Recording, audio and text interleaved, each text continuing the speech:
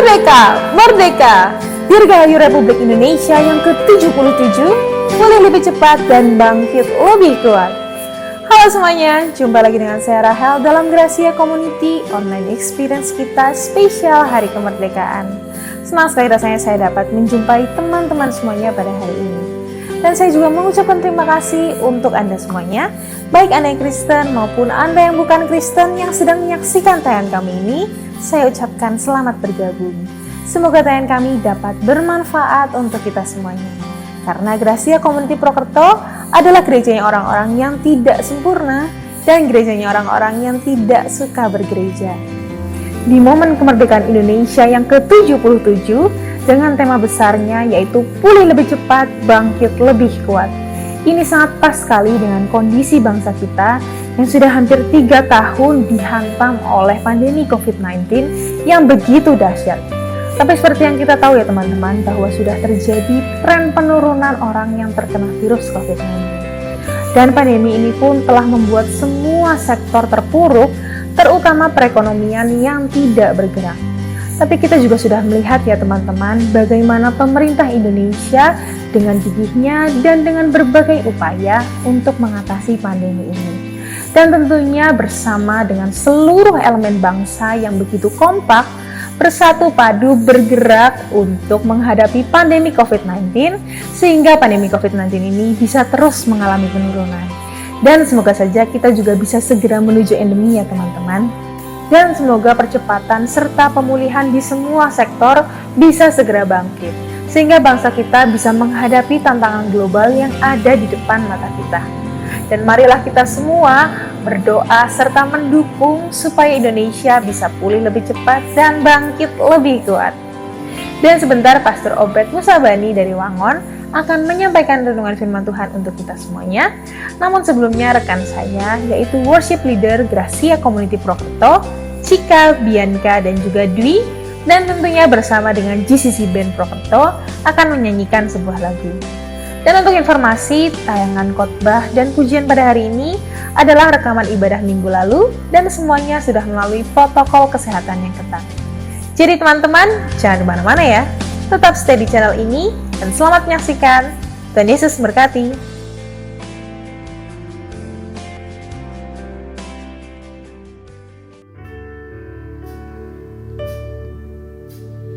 Yesuslah Tuhan yang layak ditinggikan, layak disembah oleh suku-suku bangsa.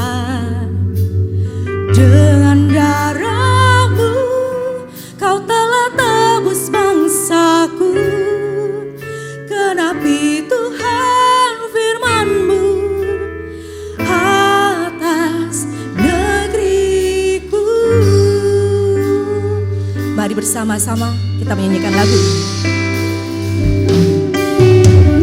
Yesuslah Tuhan yang layak ditinggikan, layak disembah oleh suku-suku bangsa.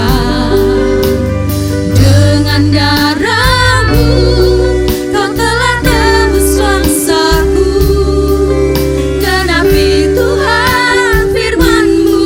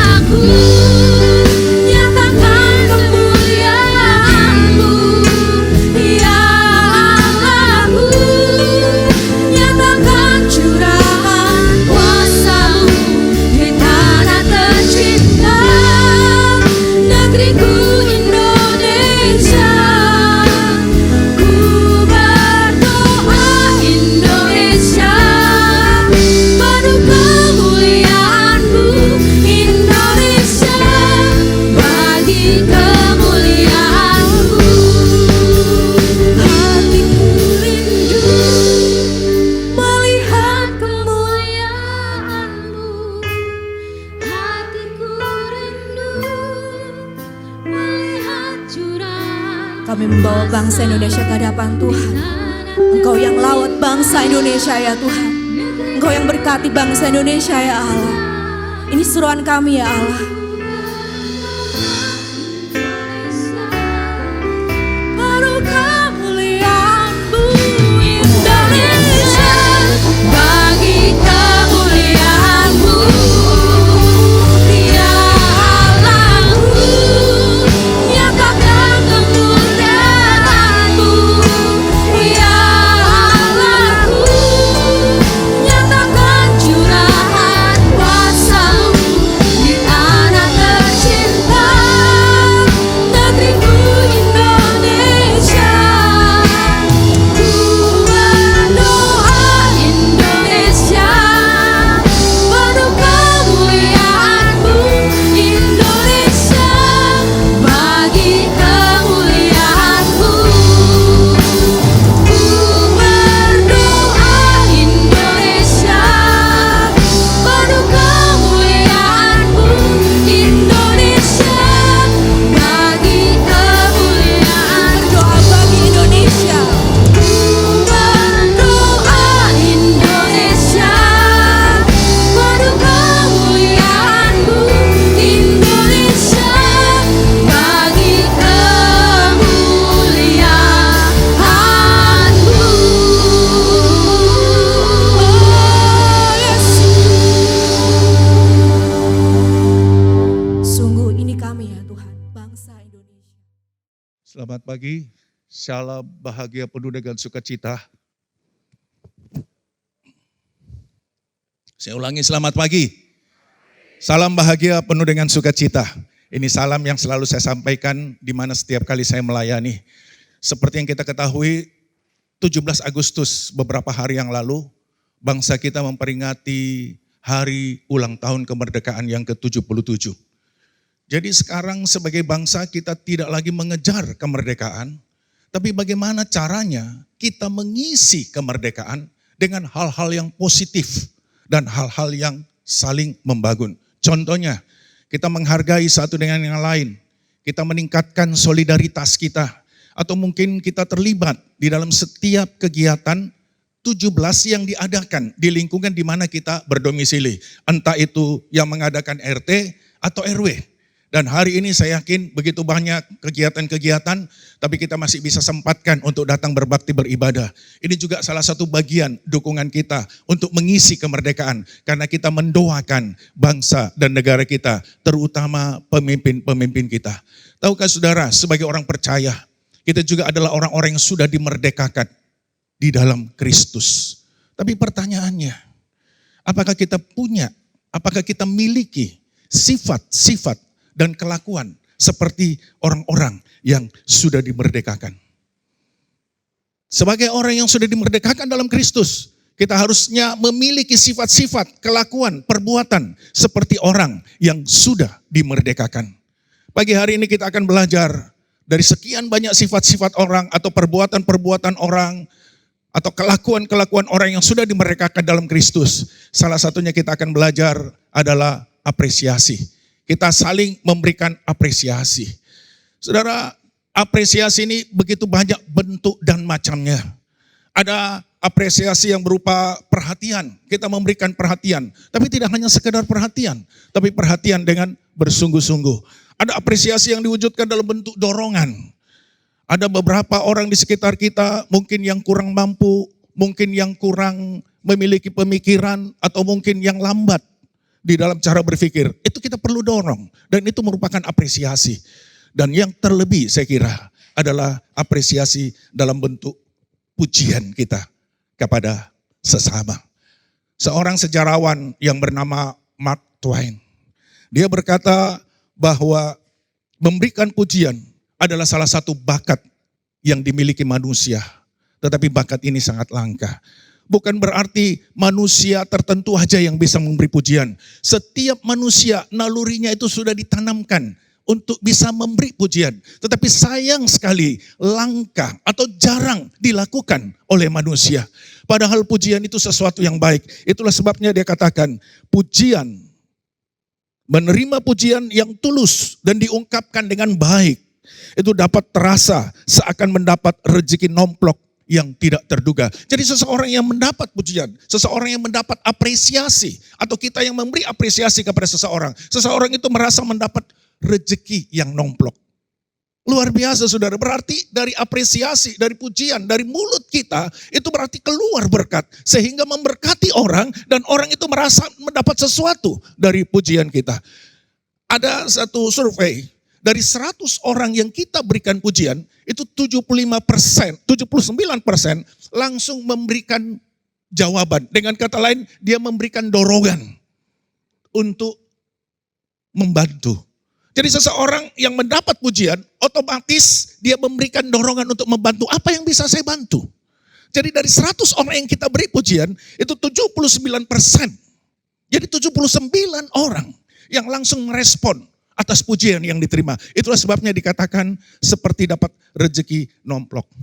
Seorang profesor namanya Nicholas Epley, dia profesor dalam hal perilaku. Dia berkata, pujian adalah cara paling mudah membuat orang lain merasa lebih baik. Dan akibatnya diri kita sendiri merasa lebih baik. Secara psikologis, pada saat kita memberikan pujian kepada seseorang, kita memberikan apresiasi secara tidak langsung. Baik bagi orang yang menerima, tapi secara psikologis baik juga bagi kita yang menerima. Kenapa saudara? Kalau kita melihat Alkitab, ternyata Allah kita Allah yang sering memberi pujian. Dia berkata segala usaha dan jerih lelahmu tidak sia-sia. Saudara berpikir 20 tahun, 30 tahun saya jadi anak Tuhan. Kerja saya hanya datang ke gereja capek. Saya mengeluarkan usaha, saya mengeluarkan biaya, saya memberi korban. Saya berkorban tenaga dan banyak mungkin saudara yang saudara bisa hitung. Tapi Tuhan puji kesetiaan itu. Tuhan berkata segala usaha dan jerih lelahmu tidak sia-sia di dalam Tuhan. Bahkan satu saat Tuhan pernah berkata seseorang yang diberikan kepercayaan, lalu dia berkata, baik sekali perbuatanmu. Baik sekali perbuatanmu. Ini saya kira satu pujian. Ini satu apresiasi yang perlu kita semua dengarkan. Saudara tahu, ada orang kafir. Namanya tentara Romawi, tidak disebutkan siapa namanya. Dia perwira. Lalu dia berkata kepada Yesus, Yesus, tidak perlu Yesus datang ke rumahku. Tapi cukup katakan sesuatu. Lalu Yesus lihat imannya ini besar sekali. Lalu Yesus berkata, kamu lihat orang ini? Tidak ada di antara kamu, orang Israel. Ya, pengikutku yang berkata menyembah Allah, menyembah Tuhan. Tapi tidak ada iman sebesar orang ini. Padahal ini orang kafir, bukan orang Israel. Dia perwira tentara Romawi. Dia yang menjajah orang Israel. Saudara, pujian memang sangat diperlukan. Namun tahukah, untuk mendapat sebuah pujian, itu bukan satu hal yang mudah. Untuk mendapat pujian ada harga yang harus dibayar. Seseorang yang berhak mendapat pujian, ada usaha-usaha yang lebih. Kadang usaha itu kelihatan, kadang usaha itu kita dapat tahu. Tapi ada juga usaha-usaha itu yang tersembunyi, yang di belakang. Yang orang berkata bermain di belakang panggung, kita tidak tahu. Tapi ada usaha yang sungguh-sungguh dia lakukan. Bahkan ada banyak kepedihan yang orang lain mungkin tidak rasakan. Seringkali dia juga merasakan luka yang menyayat di dalam kehidupannya. Kalau saya bisa gambarkan, itu seperti gunung es kesuksesan. Oh saudara, kita tidak lihat bagaimana penderitaannya, kita tidak lihat bagaimana kegagalannya, kita tidak lihat bagaimana kekecewaannya. Itu semua ada di bawah. Tapi gunung es yang muncul yang di atas permukaan air, hanya itu yang bisa kita lihat kesuksesannya. Lalu itu diberi pujian, itu diberi apresiasi, itu diberi penghormatan karena dia sukses. Tapi di balik kesuksesan yang dia capai, begitu besar effort yang dia keluarkan. Begitu besar tenaga yang orang mungkin tidak lihat. Ada banyak kali dia dibully, ada banyak kali dia menderita kekecewaan, ada banyak kali dia mengalami sakit hati yang orang tidak tahu. Tapi di balik semua itu, kesuksesan yang terjadi. Pertanyaan bagi kita semua. Perjuangan seperti apa dan usaha bagaimana yang kita tunjukkan dalam bentuk sikap untuk mendapat sebuah apresiasi atau penghargaan. Saya akan bacakan secara cepat dalam 2 Filipi pasal 2 ayat 19 sampai dengan ayat 30. Secara cepat saya bacakan. Tetapi dalam Tuhan Yesus kuharap segera mengirimkan Timotius kepadamu supaya tenang juga hatiku oleh kabar tentang al-ihwalmu.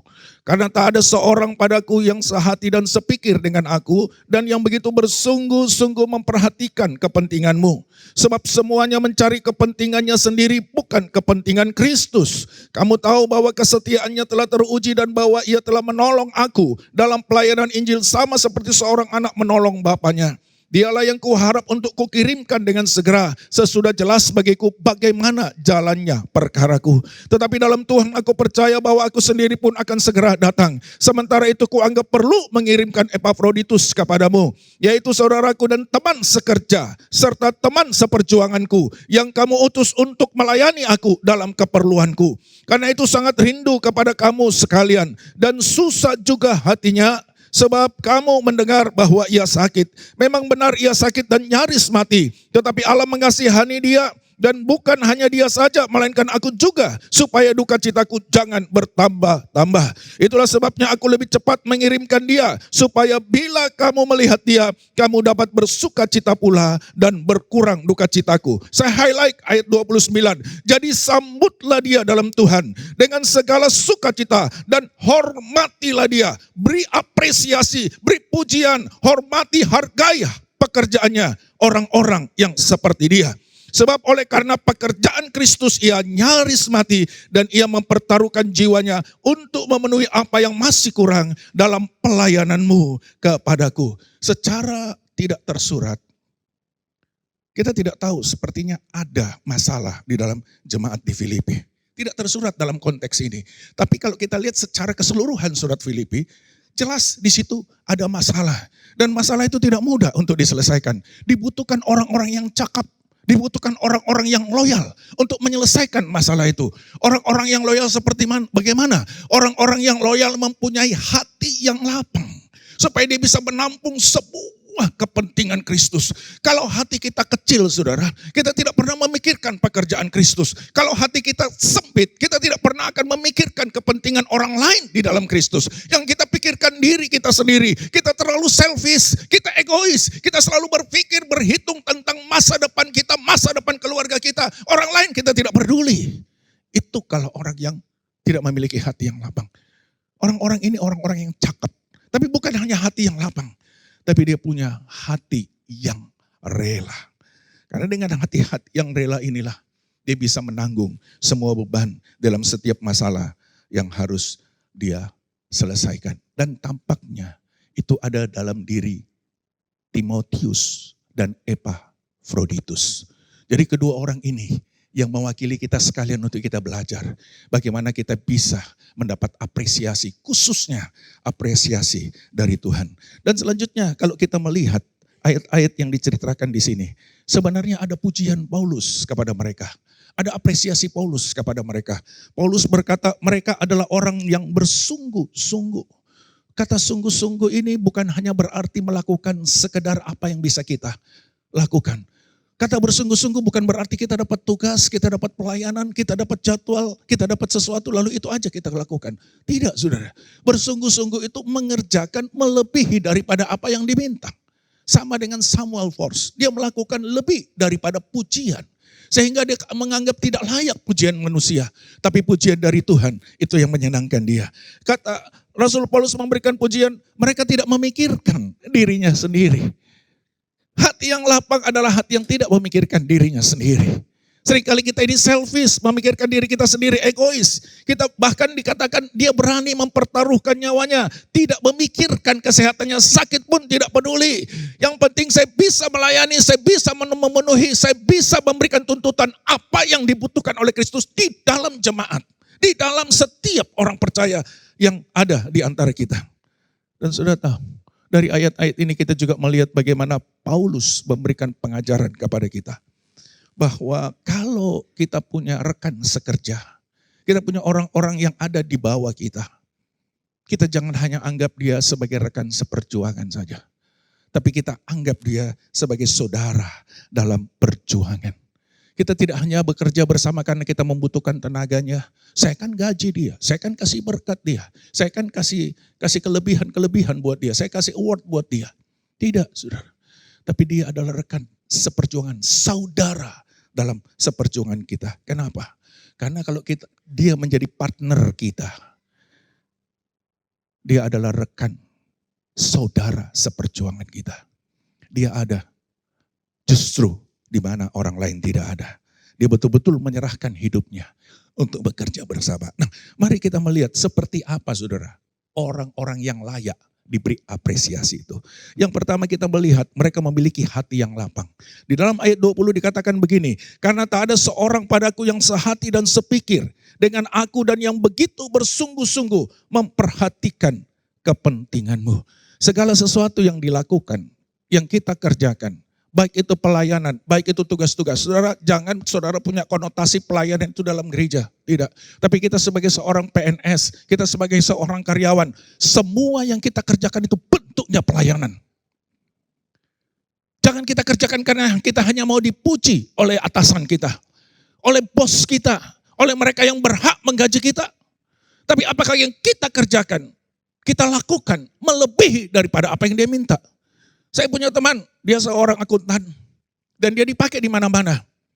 Saya pikir dia selesai, ternyata dia tidak selesai. Padahal dia pintar sekali, tapi dia bisa menguasai bahasa Inggris, bahasa Jerman. Dia dipercaya oleh perusahaan-perusahaan besar. Kenapa?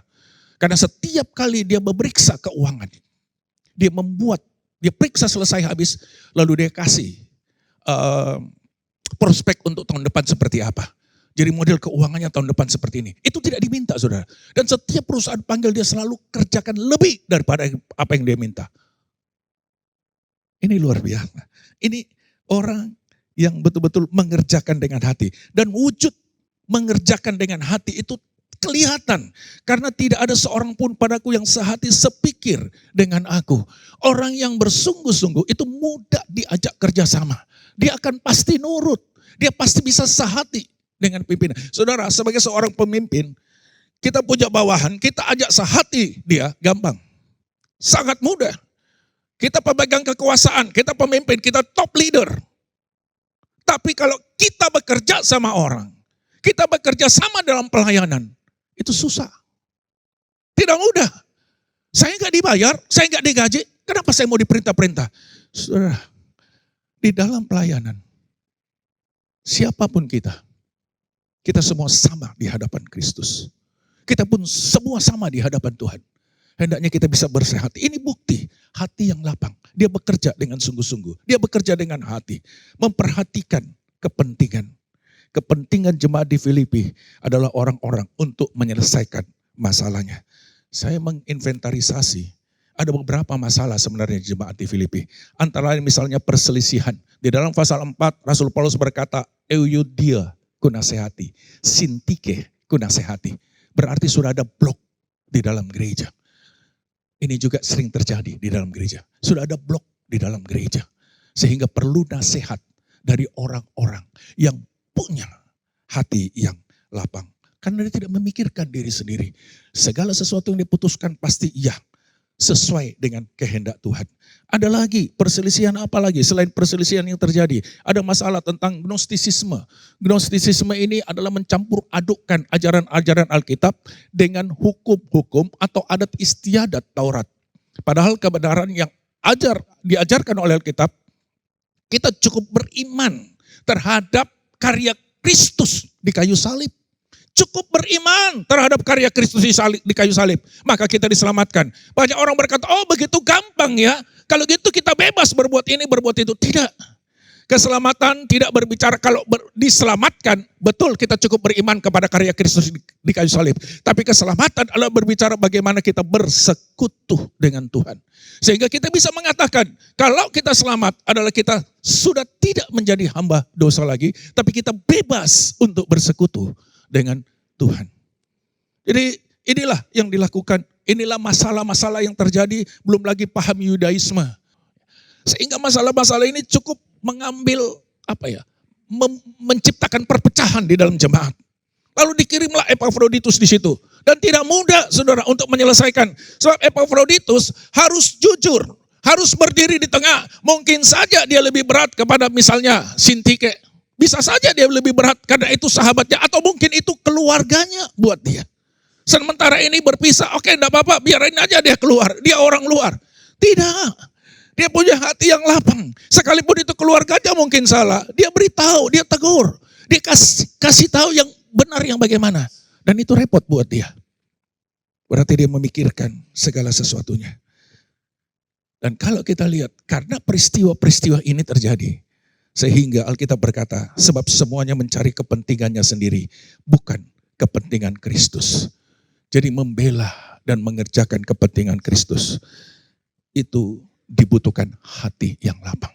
Kalau tidak, sukar saudara. Karena kita tidak akan bisa berdiri untuk membela kepentingan Kristus. Tapi ada banyak kepentingan pribadi, bahkan kepentingan golongan, atau kepentingan kelompok kita. Penemu telegraf Samuel Force. Suatu saat temannya berkata, Profesor, apakah profesor tidak pernah dapat sanjungan?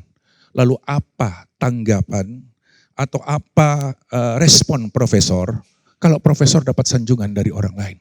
Dia berkata begini, semua sanjungan yang diberikan kepada saya tidak pernah terima. Dengan kata lain, saya tidak berbangga hati.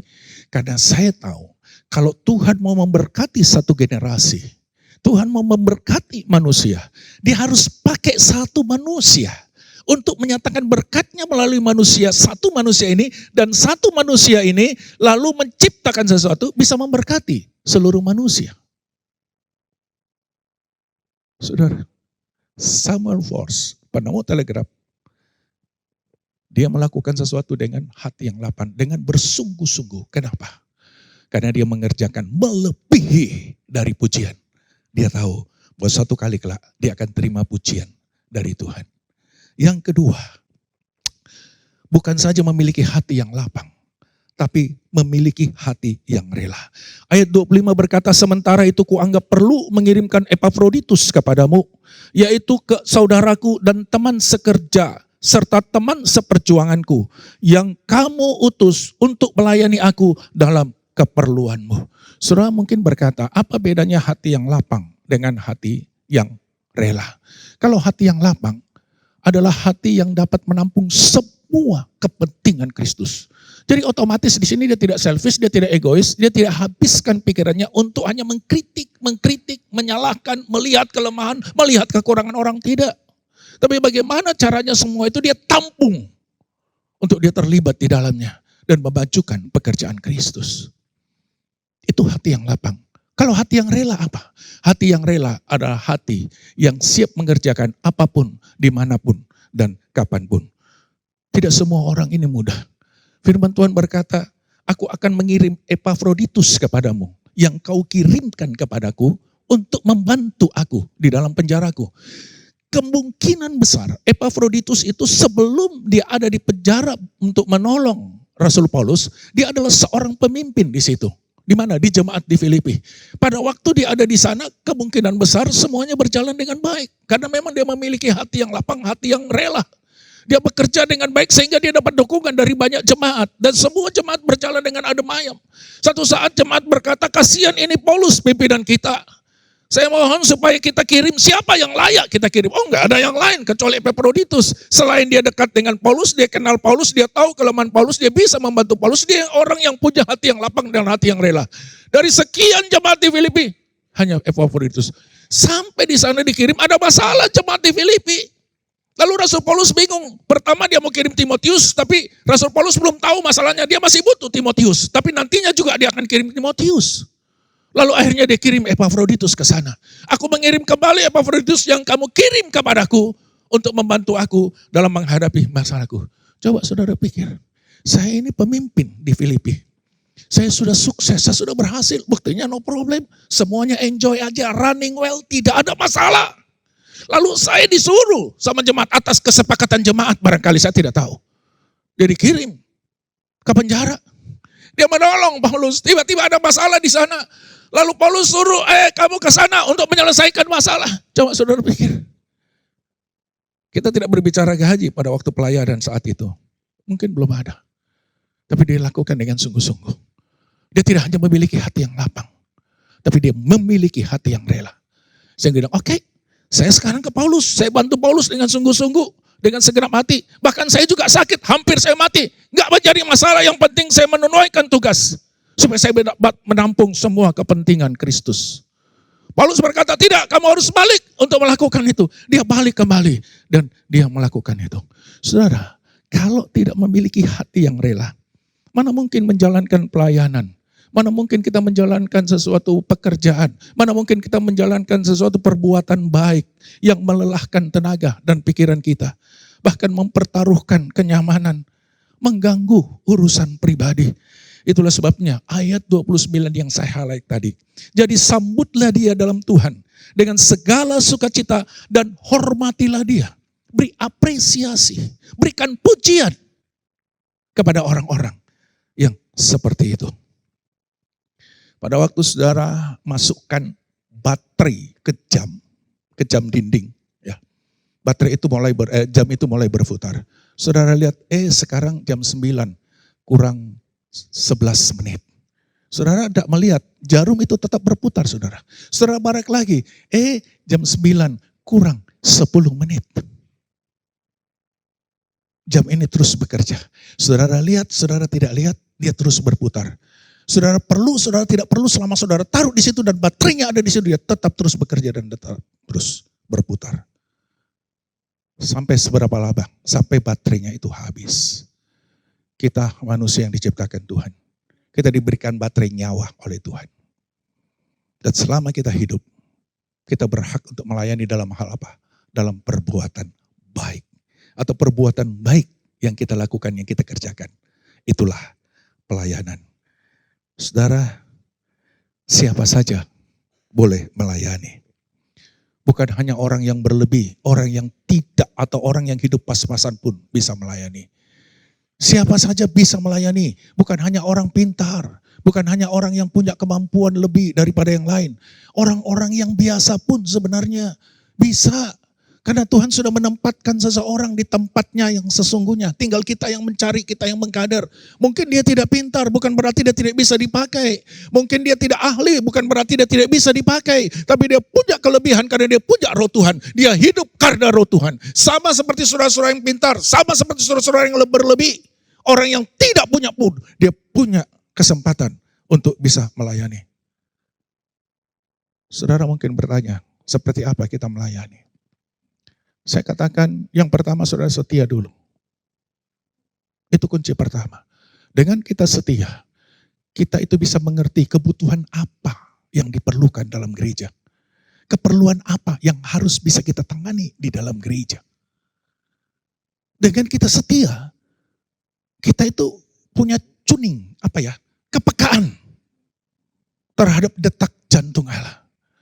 Tapi kalau kita tidak setia, makanya ada satu gereja yang dia pakai orang mau melayani dengan kesetiaan dulu. Tanpa kesetiaan itu bahaya. Itu yang pertama. Lalu setelah kita setia, mungkin juga saudara masih bingung seperti apa? Berdoa. Pasti Tuhan buka jalan. Dan ada banyak pelayanan di dalam gereja. Bukan hanya yang diatur saja, bukan hanya yang tertulis, tapi yang tidak tertulis itu begitu banyak. Mulai dari atas sampai di bawah, mulai dari dalam sampai di luar, mulai dari gereja sampai ke halaman. Itu banyak sekali. Saudara bisa tahu kalau saudara setia dan saudara berdoa. Lalu yang terakhir, passion saudara apa? Kalau saudara merasa saya melihat kalau orang sakit kok saya sedih ya, berarti pelayanan saudara itu tidak perlu saudara lapor. Saudara lakukan dan saudara kerjakan. Tidak perlu tunggu kita ikut jadwal. Tapi kita lakukan di luar daripada pujian. Kenapa? Karena satu kali kelak kita juga semua akan mendapat pujian dari Tuhan. Jadi siapa saja orang yang berhak melayani. Semua orang. Siapa saja yang bisa mendapat apresiasi adalah mereka yang memiliki hati yang lapang. Dan mereka yang memiliki hati yang rela. Tidak mudah, saudara. Ada usaha yang kita keluarkan. Ada penderitaan yang harus kita rasakan. Ada luka yang tidak dilihat oleh orang. Tapi tidak apa-apa. Mata Tuhan itu ada di atas. Dan selalu melihat ke bawah. Apapun yang dilakukan oleh setiap orang percaya. Saudara, ini bukan pekerjaan pendeta. bukan hanya pekerjaan pelayan. Saudara buka Alkitab, buka mata rohani, buka matamu dua-dua. Baca di Alkitab, adakah pelayanan itu ditujukan kepada seorang hamba Tuhan, kepada seorang rohaniawan. Tapi pelayan itu ditujukan kepada semua orang percaya yang sudah merdeka di dalam Kristus. Dan itulah yang membuat orang mendapat pujian. Kalau menyediakan hati yang lapang dan hati yang rela. Doa saya, harapan saya, kita semua mau menyerahkan hati kita dengan hati yang lapang, hati yang rela. Dan Tuhan pasti bukakan jenis pelayanan itu. Dan saya beritahu kepada saudara, pada saat saudara mulai memperhatikan kepentingan Kristus, Allah juga akan memperhatikan kepentinganmu. Amin. Tuhan memberkati kita semua. Mari kita tunduk kepala dan kita berdoa. Bapa di sorga, kami berterima kasih. Pagi hari ini Engkau mengajar kami. Bukan saja kami bagaimana bisa memberi apresiasi kepada sesama, menghargai pelayanan-pelayanan sesama. Bahkan kami melihat kekurangannya sebagai satu kelebihan. Sesuatu yang menjengkelkan yang kami lihat, tetapi itu sesuatu yang datangnya dari Tuhan untuk mengubah kami. Sehingga hidup kami benar-benar menjadi hidup yang bisa memberi apresiasi. Dari apresiasi itu kami berusaha untuk mendapat apresiasi dari Tuhan. Dengan bentuk apa yang bisa kami berikan dari kehidupan kami. Dari yang kami miliki dengan segenap hati, segenap jiwa, segenap kekuatan, dan dengan segenap akal budi kami. Hamba berdoa di dalam nama Tuhan Yesus, berkati semua pelayan-pelayan di tempat ini. Supaya mereka belajar melayani untuk memenuhi kepentingan Kristus, bukan kepentingan pribadi. Hamba berdoa bagi setiap jemaat di tempat ini, supaya mereka mendukung dalam setiap pelayanan. Mereka diberkati dengan keuangan mereka untuk mendukung program gereja. Mereka diberkati dengan komitmen mereka untuk membantu pelayanan-pelayanan. Mereka diberkati dengan prinsip-prinsip mereka untuk mereka tetap tinggal dan tertanam di gereja ini. Sehingga mereka dapat membangun pekerjaan Tuhan sampai Tuhan datang pada kali yang kedua. Terima kasih Bapa di surga. Jemaat Tuhan, saya mengajak kita berdiri bersama-sama. Sebelum kita pulang, mari kita tadakan kedua tangan kita kalau saudara setuju dengan saya. Dan kita akan menerima berkat Tuhan. Tuhan memberkati dan melindungi engkau. Tuhan menyinari engkau dengan wajahnya dan memberi engkau kasih karunia. Tuhan menghadapkan wajahnya kepadamu dan memberi engkau damai sejahtera. Segala berkat di atas di muka bumi, berkat jasmani, berkat rohani akan dicurahkan ke haribaanmu. Janjinya digenapi menjadi kepala bukan ekor. Engkau akan terus naik dan tidak turun. Engkau akan menjadi pemenang bukan pecundang. Pulang dan terimalah semua berkat ini seperti kata firman-Nya. Diberkatilah engkau pada waktu masuk dan diberkatilah engkau pada waktu keluar. Di dalam nama Bapa, Putra, dan Roh Kudus. Kita yang sudah diberkati sama-sama berkata, terima kasih. Tuhan memberkati kita semua.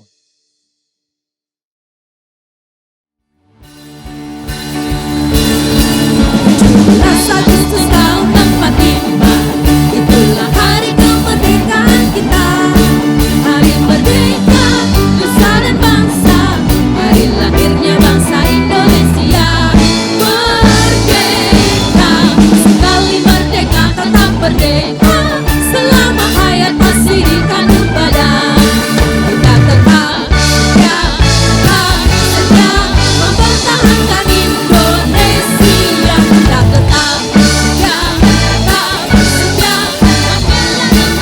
membela negara kita. 17 Agustus tahun 45, itulah hari kemerdekaan kita. Hari merdeka, nusa dan bangsa, hari lahirnya bangsa Indonesia. Merdeka, sekali merdeka tetap merdeka, selama hayat masih di kandung badan. Kita tetap setia mempertahankan Indonesia. Kita tetap setia membela negara kita. Sekian ibadah kita pada pagi hari ini. Jumpa lagi di ibadah selanjutnya. Tuhan Yesus memberkati.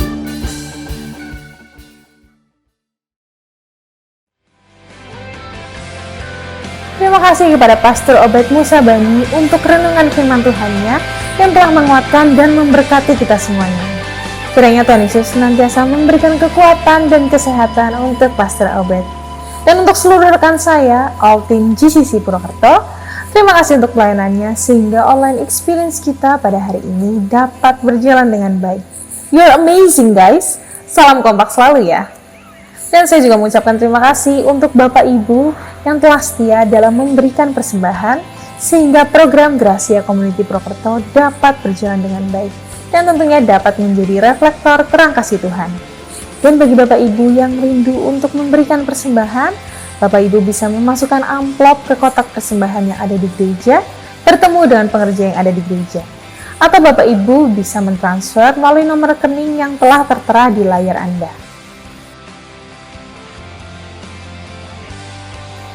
Nah Bapak Ibu, walaupun pandemi ini sudah semakin menurun, tapi tetap ya, kita jangan kendor. Kita mau tetap patuhi protokol kesehatan dengan memakai masker saat kita harus berada di luar rumah, mencuci tangan dengan sabun, dan tentunya menghindari kerumunan. Kita mau lindungi diri kita, keluarga, dan tentunya Indonesia. Saya Rahel, sampai jumpa dalam online experience kita Jumat depan, dan Yesus berkati. Merdeka! Merdeka! Merdeka!